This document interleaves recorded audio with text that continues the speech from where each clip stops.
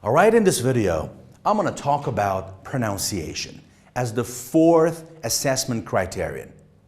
One of the features here is expressing enthusiasm. Show you are motivated, you're not bored.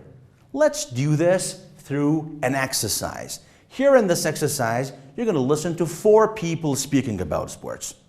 Listen to these people and tell me who sounds enthusiastic and who sounds bored.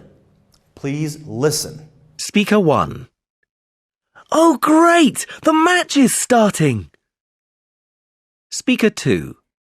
Oh great! The match is starting. Speaker 3. Liverpool won. Fantastic. Speaker 4. Liverpool won! Fantastic! Alright, did you listen well? Let's go answer some questions. Speaker 1. Alright, he sound enthusiastic. Alright, EN for enthusiastic. Speaker 2. Speaker 2 sound bored, so I write BO. Speaker 3. Enthusiastic, no, bored again. And finally, number 4, he sound enthusiastic, so I write EN. But the question is, how did you know the person was enthusiastic or bored? How did you know this? Remember something. Look, when you sound bored, it means you have a falling intonation. Falling intonation. It's too weak to show enthusiasm. But if you want to be enthusiastic, you need to have a rising intonation first, then you need to fall dramatically. This can show you have enthusiasm, like me at this moment. I'm speaking like this, with a rise and a dramatic fall. Okay. Look, it's a very good tip. Remember, your intonation is like the melody in a music. It can bring to life what you're saying. So be careful about the melody and the rhythm of your speaking. This can help you in the IELTS test. Well, please listen here to a person speaking.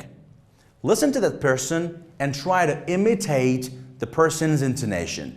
Try to copy the rise and falls of that person. So please, listen very carefully and do this.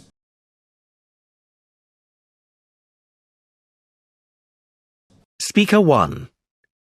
Oh great! The match is starting! Speaker 2. Oh great! The match is starting. Speaker 3. Liverpool won. Fantastic. Speaker 4. Liverpool won! Fantastic! Alright, did you listen well? Could you understand the falling and rising intonations? Let me give you a couple of more points. Look here. How can we express enthusiasm? I know you know this. You know the melody now. You know the importance of ups and downs. But how can we express enthusiasm? There are 3 ways to do this. Number 1, expressive language. What does it mean, expressive language? Using some adjectives can help you.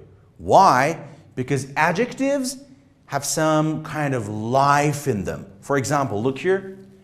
It was amazing. The question is, how was the film?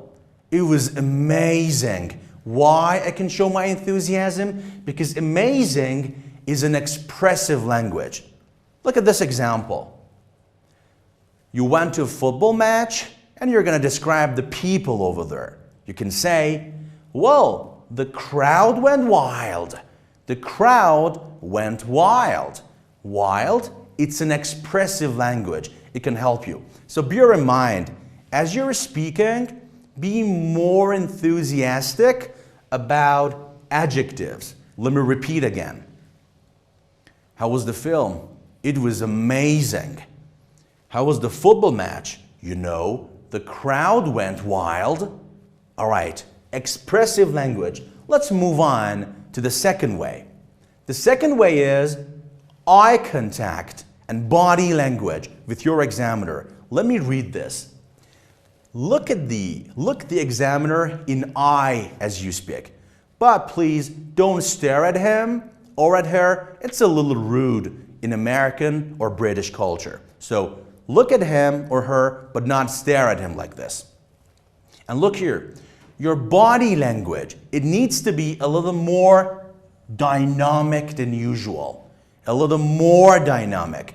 It means if you're speaking in a regular way in Farsi or in your mother tongue, you cannot do this in English.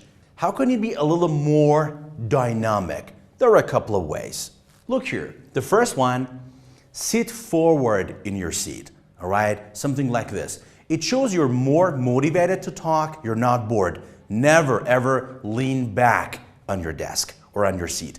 Always sit forward. Second, widen your eyes. It means open your eyes, but not too much like this. It might be a little funny. It means don't keep your eyes closed like this. Normal, widen your eyes. And number 3, I like it a lot. Use your hands. Use your hands confidently. Don't worry about this. Use your hands, play with your hands more than usual. These things can keep you more dynamic in the test.